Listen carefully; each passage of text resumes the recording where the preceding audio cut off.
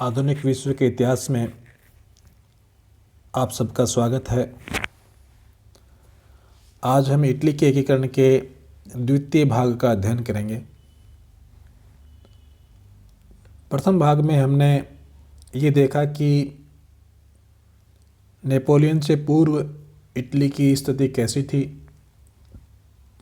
और नेपोलियन के आक्रमण के बाद में इटली अनेक राज्यों के संघ से तीन वर्गों के राज्यों में बदल गया था। और उसके बाद नेपोलियन के पतन के बाद नेपोलियन के द्वारा किए गए परिवर्तनों को पुनर्स्थापित करने के लिए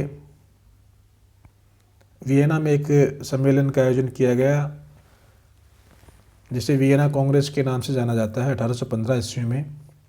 और उसके द्वारा विश्व को नेपोलियन के आक्रमणों से पहले की स्थिति में फिर से स्थापित किया गया। उसे वियना व्यवस्था कहते हैं। और उस वियना व्यवस्था के अंतर्गत इटली में फिर से अनेक राज्य स्थापित कर दिए गए और फिर से उनके ऊपर पुराने राजतंत्रों का अधिकार प्रदान कर दिया गया। रोम में पोप को पुनर्स्थापित कर दिया गया।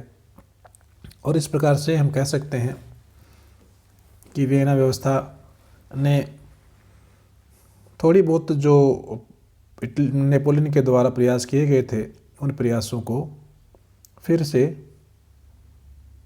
समाप्त कर दिया।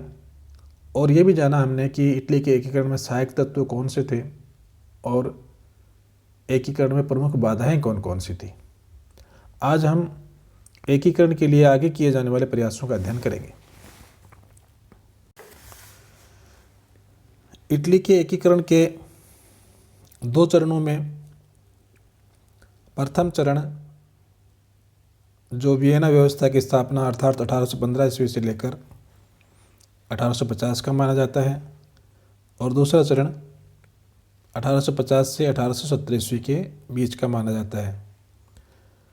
तो आज हम अध्ययन करेंगे प्रथम चरण के अंतर्गत की गई या हुई अनेक कार्यों का, अनेक संस्थाओं का, और किस प्रकार इस चरण में इटली के एकीकरण के प्रयास किए गए।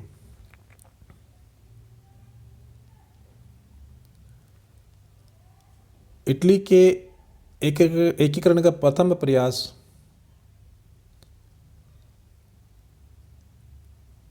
नेपोलियन के बाद इटली के कुछ देशभक्तों के द्वारा किया गया, और उसमें सबसे प्रथम संस्था है कार्बोनेरी।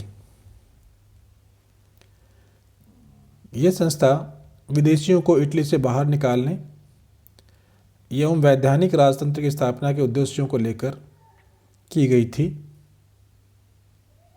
ये एक प्रकार से गुप्त संस्था थी जिसकी स्थापना 1810 ईस्वी में नेपल्स में की गई थी। इस संस्था ने 1831 तक इटली में स्वतंत्रता संग्राम चलाया। दूसरी महत्वपूर्ण संस्था थी वो मैजनी और उसके द्वारा स्थापित युवा इटली। कार्बोनेरी जो संस्था थी उसने इटली में देशभक्ति की भावना तो पैदा की, परंतु वह यूनिफिकेशन यानी इटली के एकीकरण में सफल नहीं हुई। कार्बोनेरी जैसी गुप्त संस्थाओं की असफलता को देखते हुए मैजनी नामक एक व्यक्ति ने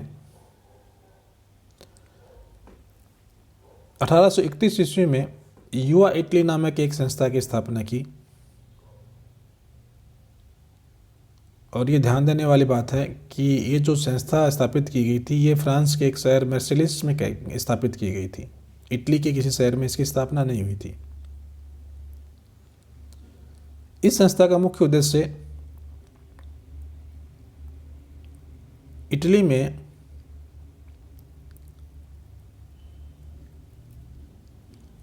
एक नई व्यवस्था और एकीकरण स्थापित करना था। इसने संयुक्त इटली के नाम से एक समाचार पत्र निकाला कैवूर ने, मैजनी ने। और एक बहुत महत्वपूर्ण नाम इसने दिया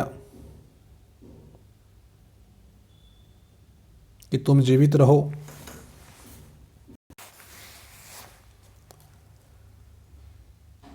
इस नई संस्था ने इटली के एकीकरण में जो एक वैचारिक प्रबुद्धता आती है उसकी जगाने में महत्वपूर्ण भूमिका निभाई। मैजनी का युवा शक्ति में अटूट विश्वास था। वह कहता था, यदि समाज में क्रांति लानी है तो विद्रोह का नेतृत्व युवकों के हाथ में दे दो। युवकों के हृदय में असीम शक्ति छिपी हुई है। मैजनी एक बहुत अच्छा विचारक था, बहुत अच्छा स्पीकर था और उसका जनसाधारण के ऊपर बड़ा प्रभाव पड़ता था। इस युवा इटली का मुख्य उद्देश्य इटली की एकता एवं स्वतंत्रता की प्राप्ति तथा स्वतंत्रता, समानता और जन कल्याण के सिद्धांतों पर आधारित एक राज्य की स्थापना करना था। मैजनी के प्रयासों और उसके विचारों का इतना प्रभाव पड़ा कि 2 वर्ष के भीतर ही युवा इटली के सदस्यों की संख्या 60,000 तक पहुंच गई। और इस प्रकार मैजनी के प्रयासों के परिणाम स्वरूप इटली के निवासियों का जो राजनीतिक क्षेत्र था वो और ज़्यादा विस्तृत हो गया और राष्ट्रीयता और स्वतंत्रता के लिए एक शक्तिशाली जनमत तैयार हुआ।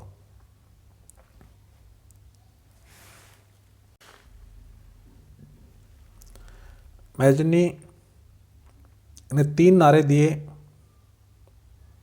परमात्मा में विश्वास रखें, सब एक साथ मिल जाएं और इटली को मुक्त कराएं। तंबाकू दंगे 1848 की क्रांति जो फ्रांस में हुई थी उसका लाभ उठाकर मिलान के निवासियों ने ऑस्ट्रिया द्वारा तंबाकू पर लगाए गए कर का विरोध किया और उन्होंने इस विरोध में सिगरेट पीना बंद कर दिया और जो भी कोई व्यक्ति सिगरेट पीता हुआ दिखाई देता था उसके ऊपर प्रहार किया जाता था।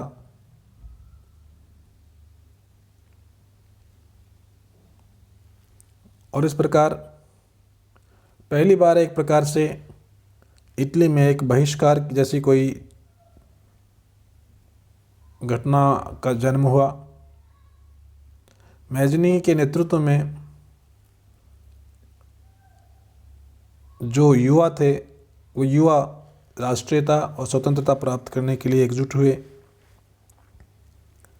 मैजनी ने शिक्षा, समानता, स्वतंत्रता का प्रचार करके इटली के एकीकरण की एक मजबूत आधारशिला रखी। 1848 ईस्वी में फ्रांस में एक और क्रांति हुई और इस क्रांति के कारण इटली में भी राष्ट्रीयता की भावना का प्रचार हुआ और उस राष्ट्रीयता को प्राप्त करने के लिए, एकीकरण को प्राप्त करने के लिए आंदोलन शुरू हो गए। सबसे पहले नेपल्स और सिसिली ने विद्रोह किया और विद्रोह के द्वारा एक नया संविधान स्वीकार कराने में सफलता प्राप्त की। नेपल्स और सिसिली की देखा-देखी शीघ्र ही पिडमांट, टस्कनी और पोप के राज्यों में भी आंदोलन शुरू हुए और वहाँ पर भी वैधानिक राजतंत्र की स्थापना हो गई। पिडमांट ने ऑस्ट्रिया के विरुद्ध युद्ध घोषित कर दिया। रोम और नेपल्स ने भी साथ दिया, परंतु बीच में ही पोप तथा नेपल्स के युद्ध से हट जाने के कारण पिडमांट को भी ऑस्ट्रिया के विरुद्ध आत्मसमर्पण करना पड़ा और इस प्रकार जो ये प्रयत्न किया गया था ऑस्ट्रिया के प्रभाव को उखाड़ फेंकने का, वो निष्फल सिद्ध हुआ और ऑस्ट्रिया का प्रभाव पुनः स्थापित हो गया। 1848 की क्रांति से लाभ उठाकर जहाँ एक तरफ ये राज्य वैधानिक राजतंत्र प्राप्त करने के प्रयास कर रहे थे, वहीं दूसरी तरफ मैजनी ने रोम पर अधिकार कर लिया। परंतु पोप की रक्षार्थ फ्रांस आगे आया और उसने पोप को रोम में फिर से पदारूढ़ कर दिया।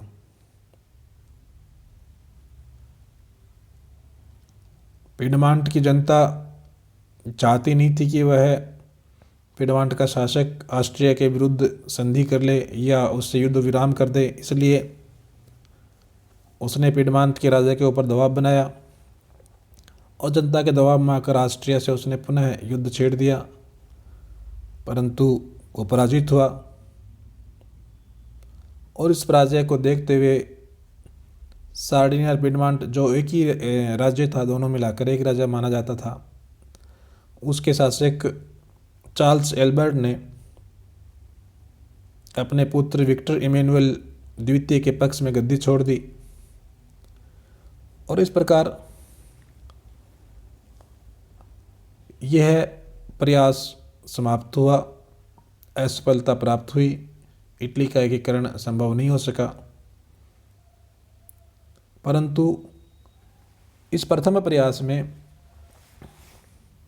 मैजनी के नेतृत्व में इटली के लोगों में राष्ट्रीयता और एकीकरण के प्रति एक बहुत ही मजबूत जो आशा थी, वो आशा पैदा कर दी। हम कह सकते हैं कि मैजनी के द्वारा स्थापित इस प्रबुद्ध चेतना ने ही इटली के एकीकरण की आधारशिला या नींव रखी, जिस पे आगे जाकर काउंट कैबूर ने इटली का एकीकरण संभव करने में सफलता प्राप्त की। तो आशा है आप इस अध्याय में इटली के एकीकरण के प्रथम चरण और प्रथम चरण में दो प्रमुख संस्थाओं कार्बोनेरी और युवा इटली, जिसे हम यंग इटली भी कहते हैं, उसकी स्थापना और मैजनी के द्वारा एकीकरण में किए गए प्रयासों को देखा होगा, समझा होगा। और हमने ये भी देखा कि 1848 में जब फ्रांस में क्रांति हुई, तब इटली के लोगों ने उस क्रांति से लाभ उठाकर किस प्रकार से वैधानिक राजतंत्र स्थापित करने और एकता की स्थापना की तरफ प्रयास किए थे, परंतु वो सारे प्रयास निष्फल सिद्ध हुए। धन्यवाद।